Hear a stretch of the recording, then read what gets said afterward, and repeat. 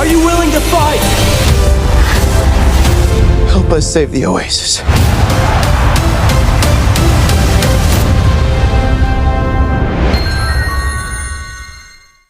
Halo Besti, gimana nih kabarnya? Semoga sehat dan bahagia selalu ya. Kali ini gue mau ceritain alur film yang berjudul Ready Player One. Film ini dirilis tahun 2018 yang disutradarai oleh Steven Spielberg dan mendapatkan rating 7,4 dari IMDb. Film ini berlatar tahun 2045 dengan dunia diambang kekacauan dan kehancuran. Ketika Halliday meninggal, dia meninggalkan kekayaan yang besar kepada orang pertama yang menemukan Easter egg yang dia sembunyikan di suatu tempat di Oasis, yang memicu kontes yang mencengkram seluruh dunia. Ketika seorang pahlawan muda bernama Wedgwood yang memutuskan untuk bergabung dalam kontes, dia dilemparkan ke dalam perburuan harta karun yang menghancurkan realitas melalui alam semesta misteri, penemuan, dan bahaya yang fantastis. Tuh, udah hijau aja matanya kalau dengar soal warisan. Iya deh. Skuy, simak alur ceritanya. If you're watching this, I'm dead. Columbus, Ohio, tahun 2045. Seorang ABG yatim piatu bernama Wedgwood lahir di tahun 2027 dan tinggal bersama budenya di rusun yang kumuh. Tapi dia beruntung banget tuh, udah lahir di zaman dengan perkembangan teknologi yang luar biasa. Di masa ini, semua orang menganggap kehidupan nyatanya terlalu membosankan. Wedgwood menuju ke markas rahasianya buat main game. Game ini berbasis VR ya Besti. Di game ini, imajinasi lu bisa menjadi kenyataan. Lu bisa melakukan apapun, pergi kemanapun, dan kapanpun. Di game ini pula, orang yang bermain bisa mengekspresikan dirinya sebebas-bebasnya. Ini adalah Parzival dengan panggilan Z, avatar dari Wedgwood. Z sedang nyariin Edge yang lagi farming di planet Doom bersama Daito dan Show yang merupakan avatar maparnya. Z ngingetin mereka soal balapan yang akan dimulai sebentar lagi. Mereka lagi ngerebutin tuh sarung tangan Gregarious 120 yang bisa mengubah pemakainya menjadi robot selama 2 menit. Oasis punya banyak banget yang di dunianya gak ada.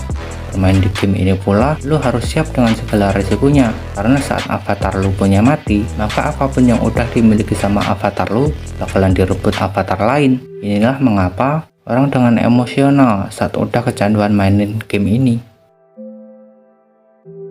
Oasis dibuat oleh seorang bernama James Halliday bersama bestinya Ocit Morrow. Oasis yang muncul tahun 2025 pada awalnya hanyalah game biasa, tapi belakangan menjadi booming. Tapi mungkin karena Morrow menikah, Morrow mengundurkan diri, dan pada Januari 2040 Halliday pun meninggal. Di sini, sebelum meninggal, dia ngebuat peninggalan warisan berupa Easter egg di dalam game Oasis, dan siapapun yang menemukannya, orang itu bakal ngewarisin Oasis seutuhnya yang ditaksir bernilai ribuan triliun. Halliday pun ngebuat NPC bernama Anorek, dan untuk mendapatkan Easter egg itu, seseorang harus nemuin 3 kunci untuk mendapatkan clue dan sebagai syarat wajib agar bisa menangin tantangan. 5 tahun udah berlalu, tapi gak satupun yang nemuin kunci pertama. Tapi dikabarkan ada kunci pertama di sebuah balapan. Balapan itu gak gampang ya Besti. Di game ini tuh gak ada aturan. Jadi ya balapannya nanti juga bakalan aur-auran. Oh iya, di sini juga menjadi tempat perusahaan untuk berternak avatar. Contohnya para avatar bernama Sixers yang bekerja untuk sebuah industri online inovatif atau IOI yang nafsu banget buat ngedapetin seluruh saham Oasis. Peternak avatar itu bernama Nolan Sorrento. Balapan pun dimulai. Z dapat start di belakang nih. Saat balapan, dia mantengin terus avatar yang naik motor. Ternyata dia adalah Artemis. Handling gila dia naik motornya ya.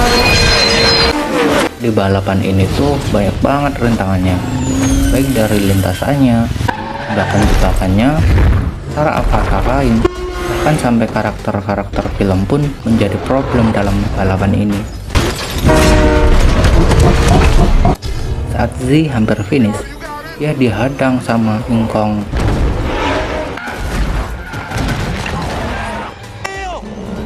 Tapi berdasarkan pengalamannya, dia juga nyelamatin Artemis tuh.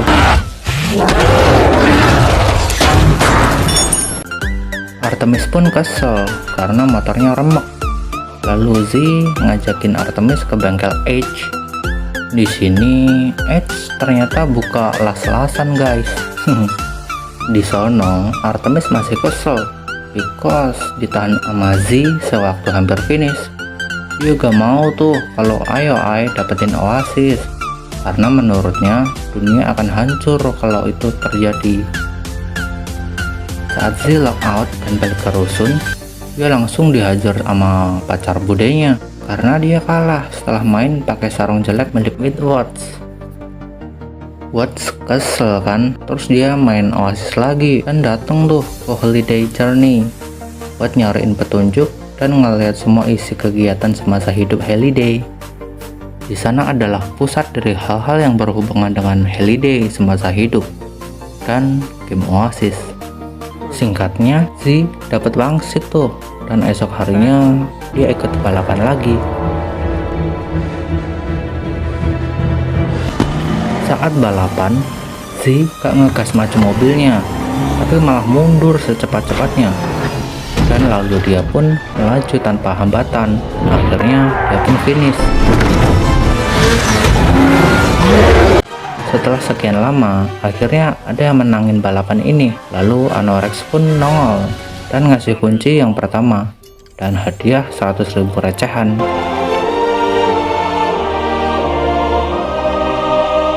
Di kantor IOI, Sorrento marah karena tim mereka keduluan. Lanjut, setelah menang dan dapat duit, dia langsung shopping dong. Dia pun ngeborong item-item yang berguna di Oasis, dan dia pun juga beli pakaian VR full touch sensor secara COD. Oh yeah. Di saat yang sama, Nolan dengan avatarnya bertemu dengan Aerox dan COD juga nih buat beli bola langka bernama Ark of Oxavox. Bola ajaib yang bisa bikin kubah yang gak bisa ditembus dari luar dan hanya bisa dimatikan saat mantranya dibacakan dari dalam kubah. Dan sekarang Aerox pun punya tugas buat nyingkirin Z.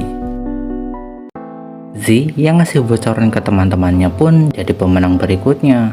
Z jadi famous nih sampai harus nyamar segala. Z sama Artemis mantengin kilas balik kehidupan Halliday. Di sana Artemis kaget. Ternyata pacar Halliday menjadi istri sahabatnya, yaitu Bang Ocit. Dia pun bertaruh koin dengan kurator soal Kira itu, dan kurator pun kalah. Lalu Artemis pun ngajakin Z buat ngedate nih besok. Di saat kebingungannya soal outfit, Edge memperingatin Z yang harus waspada dengan orang yang ditemuinya di dunia maya. Tapi karena dasar batu berkepala avatar, Z gak dengerin Edge tuh. Setelah sampai di tempat yang dituju, Artemis ngajakin buat berdansa. Tapi mereka gak tahu tuh kalau mereka diawasi sama Aerox. Z yang tertarik sama Artemis pun ngajakin buat meet di dunia nyata, tapi malah kebablasan sampai membuka identitas aslinya. Aerox pun tahu dan langsung pasukan IOI datang buat ngegerebek mereka. Bergelut dong di sana.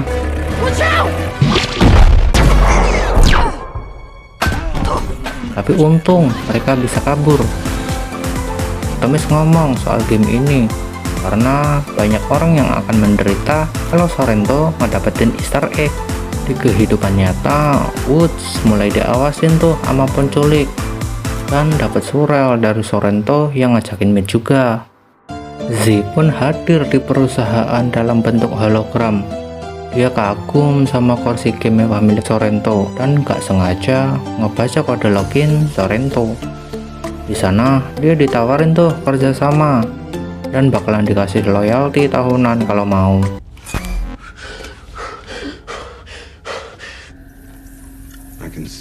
Tapi Z yang nolak pun diancam bakalan diteror terus dan dibilangin kalau rusunnya bakalan diledakin pakai bom panci.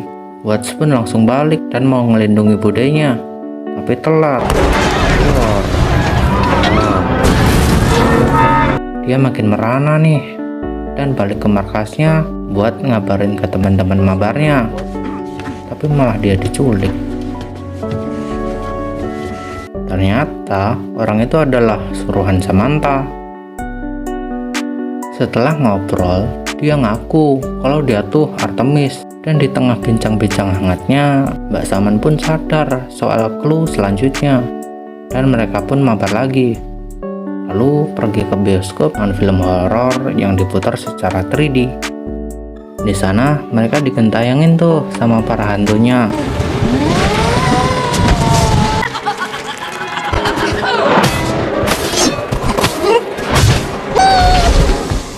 Lalu Edge menyadari clue berikutnya dan mereka pun pergi ke ruang dansa. Saat Artemis nyoba buat nyelamatin Kira yang digeng sama para hantu, teman-temannya pun langsung terusir.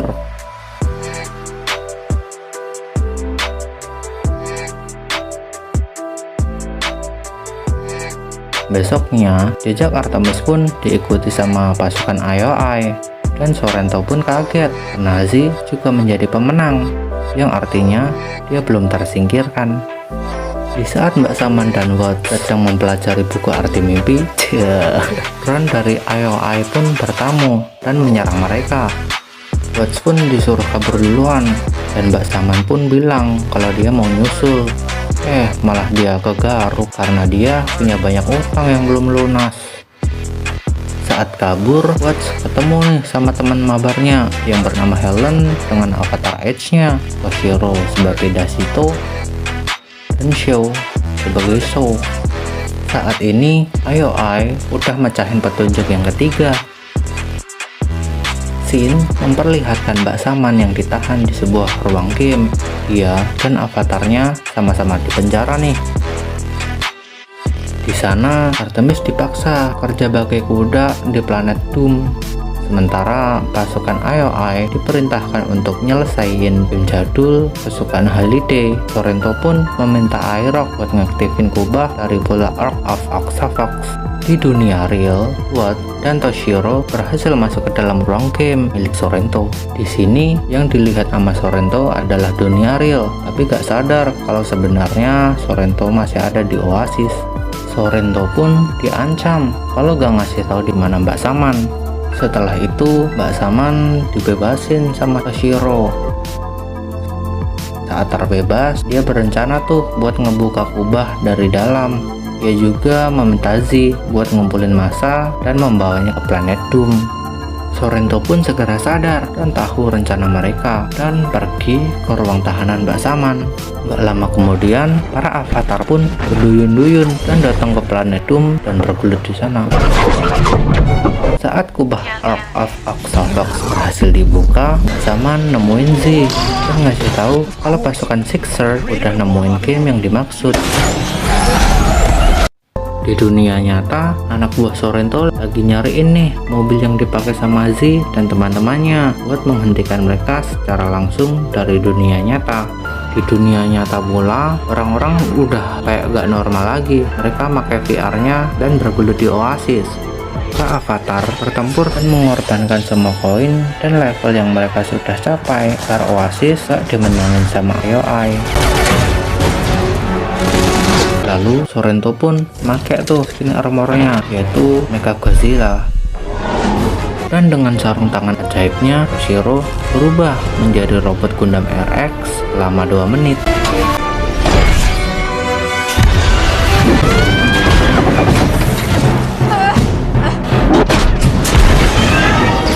Tapi karena waktunya yang singkat, dia pun mati setelah menghirup jigong dari Mega Godzilla. Di dalam Oasis, Z meminta Mbak Saman untuk offline karena takut kalau terjadi apa-apa sama dia. Dan Z pun membunuh IOI Mbak Saman agar dia bisa kabur. Z dengan cepat OTW ke tempat game konsol buat ngeberhentiin IOI dari kunci terakhir. Tapi saat lagi ngelihat apa yang terjadi setelah IOI memenangkan gamenya, dia malah langsung terjeblok dan gak dapetin kunci yang terakhir. Saat Z mau nyobain untuk mainin konsol, Sorrento dan Ajax pun datang. dan nawarin lagi tuh buat nukerin kunci-kuncinya dengan uang yang banyak di dunia real. I give you 50 million. Z pun nolak lagi dong, dan Sorrento pun mengancam akan membunuh semua avatar di planet Doom dengan bom katalisnya. Z pun tetap gak peduli dan bergelut dengan Sorrento.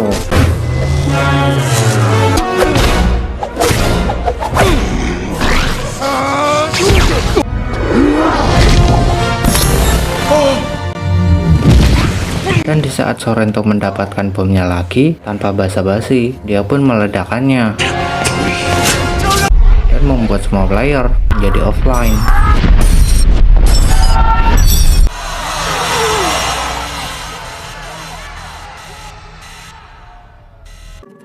Tapi keajaiban pun terjadi. Z ternyata masih hidup karena memiliki koin extra life yang didapatkannya saat bertaruh dengan kurator.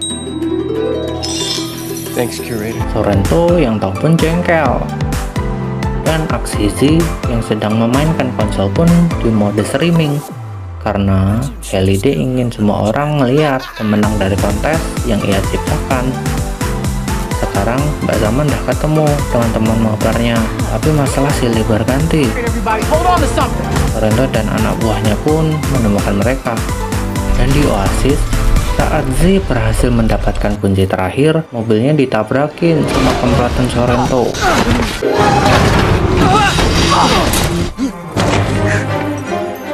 Do you want it or not? Dan Z pun meminta bantuan dari semua orang untuk datang ke Corrosion Stacks.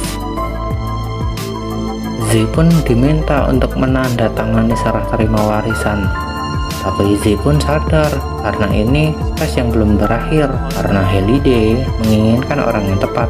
Karena Rex pun berubah menjadi NPC Halliday asli.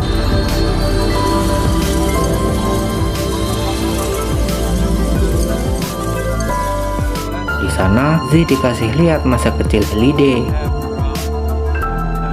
dan ngasih tahu format bottom yang berfungsi menghapus data dari semua server. Dan sekarang sudah waktunya Z mendapatkan Easter eggs dan memenangkan kompetisi serta menjadi pemilik tunggal Oasis. Sorrento pun dihadang oleh para warga dan langsung ditangkap polisi karena kejahatannya. Lalu Bang Ocit dan pengacaranya pun datang untuk serah terima warisan. Gregarious Games. They want your signature, Wade. Tapi Z gak mau menang banyak tuh. Dia pun ngebaginya sama teman mabarnya pula. It's a good choice.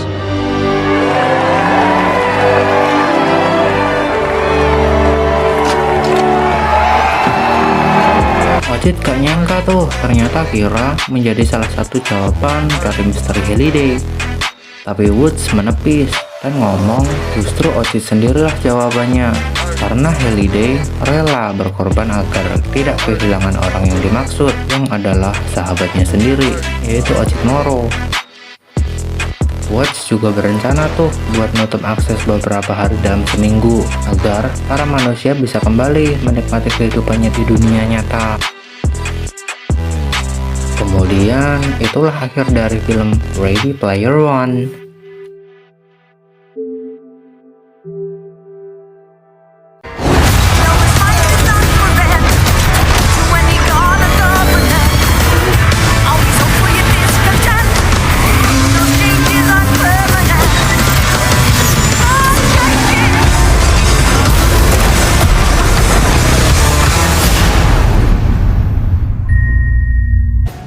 Gila, filmnya bagus banget ya, yang nyeritain soal kehidupan kita yang membosankan ini seakan-akan kita bisa lari ke kehidupan yang lainnya, sehingga kita punya hobi baru, punya teman yang banyak, bisa ngelakuin apapun, dan mungkin kita juga bisa berpendapat secara bebas. Di film ini kita bisa ambil pelajaran, yaitu dengan jangan mudah percaya sama orang lain, apalagi kalau kita belum pernah kenal, mana di dunia game pula tuh. Dan yang pasti jangan mudah terbuai sama saingan lu punya. Tetap semangat ya, gapai tujuan akhir lu. Oke deh, jangan like ya kalau gak suka, tapi bantu share lah ke teman kalian. Dan kalau mau request film yang pengen gue bahas, boleh banget loh tulis di komen. Sampai di sini konten gua. Salam dari gue. Yowo.